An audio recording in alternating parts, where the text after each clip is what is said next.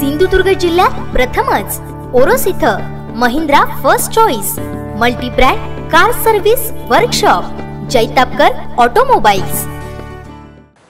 नालासोपारा बॉम्बस्फोटातील संशयित आरोपी वैभव राऊत हा केवळ समाज बांधव, त्याच्याशी कोणताही संबंध नाही। हे प्रकरण न्यायप्रविष्ट असून न्यायदेवतेवर माझा विश्वास आहे। मात्र पायाखालची वाळू सरकू लागल्यानेच माझ्याबाबत विरोधकांनी सोशल मीडियावर अपप्रचार चालू केल्याचा आरोप सिंधुदुर्ग रत्नागिरी लोकसभा मतदारसंघातील काँग्रेसचे उमेदवार नवीनचंद्र बांदिवडेकर यांनी सिंधुदुर्ग लाईव्हशी बोलताना केला।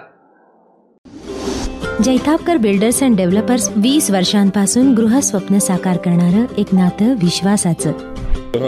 रत्नागिरी सिंधुदुर्ग लोकसभा मतदारसंघासाठी नवीनचंद्र बांदिवडेकर यांची काँग्रेसकडून घोषणा झाल्यानंतर पहिल्यांदा ते कुडामध्ये दाखल झाले।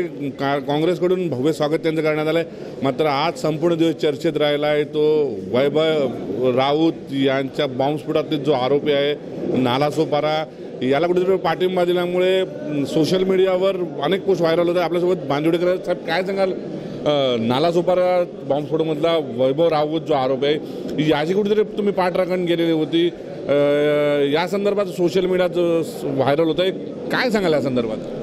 कसं आहे, वैभव राऊत हा मुळात आमच्या समाजाचा एक घटक आहे आणि मी ऑल इंडिया अखिल भारतीय भंडारी समाज महासंघाचा राष्ट्रीय अध्यक्ष आहे आणि त्यामुळे आमच्या समाजाचा कुठलाही आमचा घटक असेल आणि त्याच्यावर काय अन्याय होत असेल किंवा त्याला जर एक प्रकारचं संरक्षण पाहिजे असेल, सामाजिक संरक्षण, तर त्याची पाठराखण करणे हे माझं कर्तव्य आहे, मग तो कोणीही असेल। पण ह्याचबरोबर मी त्याची पाठराखण करताना त्याच्यासाठी नालासोपारामध्ये गेलो असताना तिथे जे काही गोष्टी मला आढळले, पोलिसांनी जी केलेली कारवाई आहे ती म्हणजे कसे आहेत की आता त्याला अटक करण्यापूर्वी त्याच्या आईला आणि त्याच्या मिसेसला एका रूममध्ये डाबून ठेवण्यात आलं आणि ते कडी लावून त्यांना मोबाईल काही दिला नाही आणि त्याच्यानंतर पुऱ्या घराची झाडझडती घेतली गेली। आता याच्यात खूप गोष्टी संशयास्पद होत्या त्यावेळेला जे निदर्शनास आलेले आहेत ते, आणि हे सगळं प्रकरण कोर्टात गेल्यामुळे हे न्यायपृष्ठ आहे आणि भंडारी समाज हा न्यायपृष्ठ आहे आणि माझ्या स्टेटमेंटमध्ये मी स्पष्ट म्हटलेलं आहे की आमचा समाज हा न्यायपृष्ठ आहे आणि त्यामुळे आम्हाला जे काय न्यायालयातनं निर्णय येईल तो आम्हाला मान्य असणार आहे। त्याच्यामुळे वैभवराव जर उद्या गुन्हेगार म्हणून न्यायालयात जर साबित झाला तर त्याच्यावर जी कारवाई होईल ती आम्हाला स्वीकारायची आहे, आम्ही स्वीकारणार आहोत। परंतु त्याच्या आधी त्याला कोणी गुन्हेगार म्हणून ठरवलं असेल तर ते आम्हाला मान्य नाही, कारण आमच्या दृष्टीने तो एक गौरक्षक म्हणून त्याची प्रतिमा आहे आणि तो आमच्या समाजाच्या कार्यामध्ये तो अधूनमधून यायचं कार्यकर्ता म्हणून।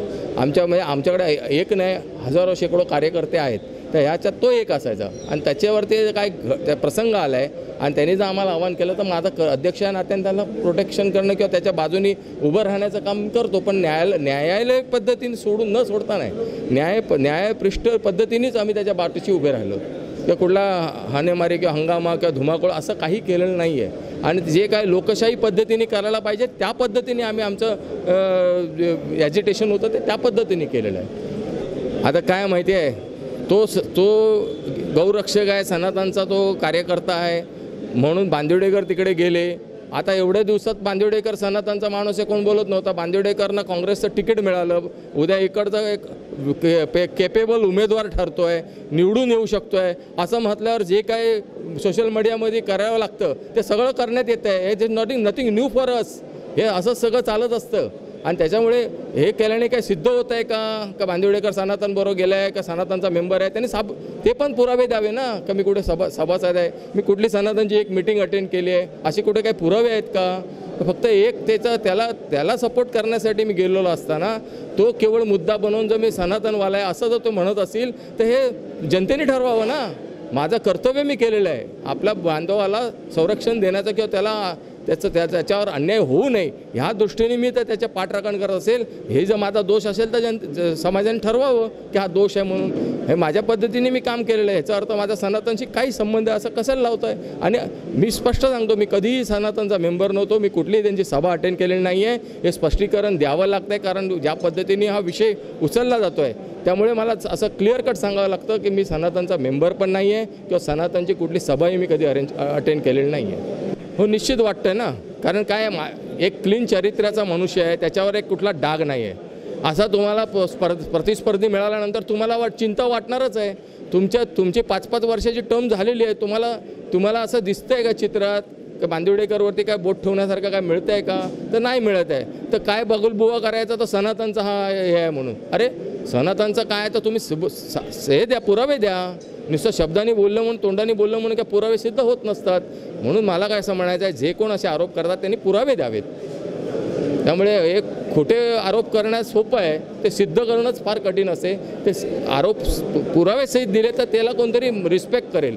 नुसते आरोप करण्याचं काय, तोंडाला येईल ते आरोप. आणि आता उद्या असं दिसतंय त्यांना की आता ही हातातनं निवडणुकीचं जे सूत्र आहे ते हातातनं सुटत आहेत आणि ते काँग्रेसच्या हातात जात आहेत. त्यांचा उमेदवार सक्षम दिसतो आहे.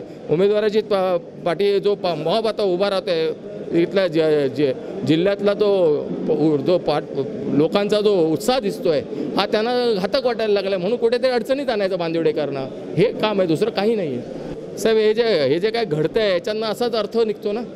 आता मी तर कोणाच्यावरती काय टीका केली नाही आहे की मी कुठल्या मी विरोधक मानतच नाही, मी स्पर्धक मानतो आहे त्यांना. ते विरोधक मानायला लागतील त्याला मी काय करू? त्यामुळे मी कोणाचा विरोधक नाही आहे, मी स्पर्धक आहे. ह्या लोकशाही पद्धतीने जे इलेक्शन लढायचं आहे त्याच्यात मी एक स्पर्धक आहे. मगाशी मी तुमच्या प्रेसमध्ये सांगितलं की अपक्ष जरी जो असेल तोही माझा उद्या प्रतिस्पर्धक आहे. मग त्याच्याशी मला स्पर्धा करायची आहे. मग हाच माझा स्पर्धक आहे तोच नाही, हे स्टेटमेंट मी करत नाही आहे. आणि काँग्रेसची ही पद्धत नाही आहे काम करण्याची.